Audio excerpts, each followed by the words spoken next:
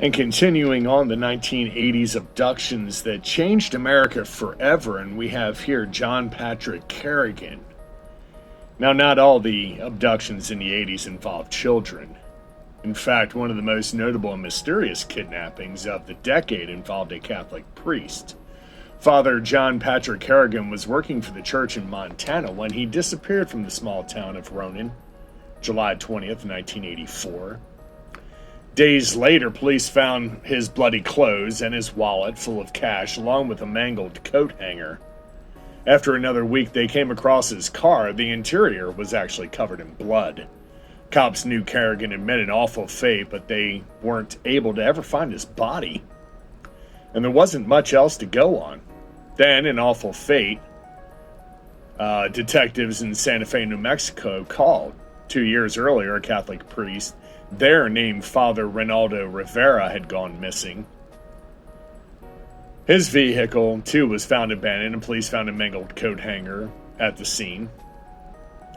New Mexico cops had discovered Father Rivera's body after his death and determined that he was strangled. So when they heard about the possible connection with Father Kerrigan up in Montana, they became a little bit interested. Detectives quickly determined that Father Kerrigan had previously worked in New Mexico before he was transferred to Montana. They also distinctly found that he'd been accused of numerous instances of child sexual abuse during his time in the Southwest. Police theorized someone may have killed him in a bid to exact revenge for allegedly his prior molestation. That wouldn't explain Father Rivera's death 2 years earlier, though. Police had never been able to link any of the child sexual abuse cases to him. So while the revenge motive may play well for Father Kerrigan, it doesn't tell the whole story. Then, a new lead. 2 days after Father Kerrigan first vanished, a schoolteacher named Curtis Alston Holman went missing from a nearby Montana town of Missoula.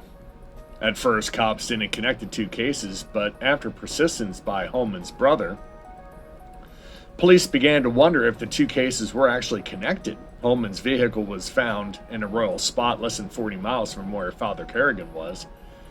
And just like Father Kerrigan, Curtis Holman's body had never been found. The mystery of what happened to all these men continue into its fifth decade.